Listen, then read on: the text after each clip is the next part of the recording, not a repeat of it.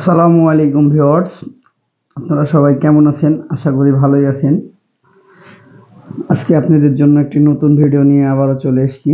তো ভিডিওটা থাকবে ইয়ামাহা ফেজার নিয়ে 2019-এর মডেল। তো এই বাইকটির ট্যাঙ্কি চেঞ্জ করব আমরা। তো বলে থাকি কি কারণে চেঞ্জ করব, ট্যাঙ্কির রংটি ফেড হয়ে যাওয়ার কারণে আমরা ট্যাঙ্কিটি চেঞ্জ করব। তো প্রথমে আগে ট্যাঙ্কি বক্সগুলো খুলে নেব, তার আগে সুন্দর করে নাটগুলো খুলে নেব অবশ্যই।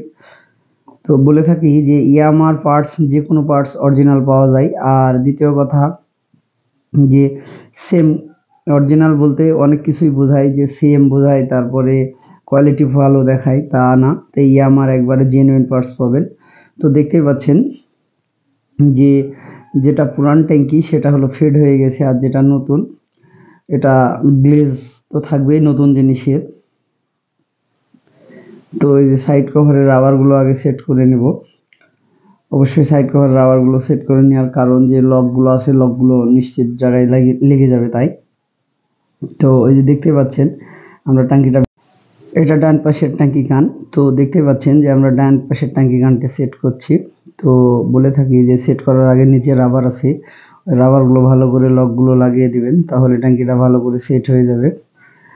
আর প্রতিটি বাইকের অবশ্যই দেখে শুনে কাজ করার নিয়ম, কারণ যে শখের বাইক একটু স্ক্র্যাচ হয়ে গেলে অনেক সময় মানুষের মন খারাপ হয়ে থাকে। তো অবশ্যই এই যে যখন এলকের নাটগুলো টাইট করবেন তখন ট্যাঙ্কি বক্সটি চেপে ধরে টাইট করবেন, তাহলে ফাঁকগুলো থাকার সম্ভাবনা থাকবে না।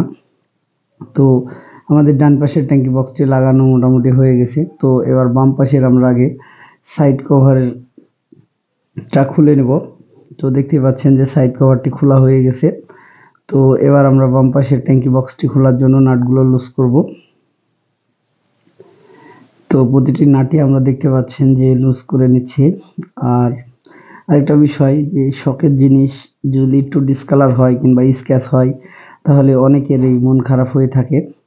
তো মন খারাপ করার কিছু নেই, এই কারণে বলে থাকি যে যে কোনো পার্টস জেনুইন পাওয়া যায় বললাম। তো তো আপনারা যদি কোনো কিছু পার্টস দরকার হয় আপনি বললেই আমার এই ভিডিও দেখার পরে কমেন্ট করলে অবশ্যই মাল থাকলেও বলে দেবো কিংবা রেটও বলে দেবো। আর দ্বিতীয় কথা, যে স্পেয়ার পার্টসও আমরা সেল করি, কাহর জল লেগে থাকে তাও বললেও দেওয়া যাবে যে কোনো ঠিকানায়। তো দেখতেই পেলেন যে বাম পাশের বক্সটিও বের করে নিলাম। তো এবার সাইড কভারের রাবারগুলো সেট করে নেব। তো এই যে দেখতে পাচ্ছেন যে কানটি এবার লাগানোর চেষ্টা করছি। তো মূলত এই যে আমাদের সেট হওয়ার মধ্যেই লকগুলো আমরা সেট করে দেবো। অবশ্যই যে লকগুলো ভালো করে না লাগালেও ফাঁক দেখাবে। তো আমরা এই যে দেখতে পাচ্ছেন যে নাটগুলো সেন্টার করে নিচ্ছি। তো বলে থাকি যে নাটগুলো লাগানো হলেই আমাদের মোটামুটি ট্যাঙ্কিটি লাগানো সেট করা কমপ্লিট হয়ে যাবে।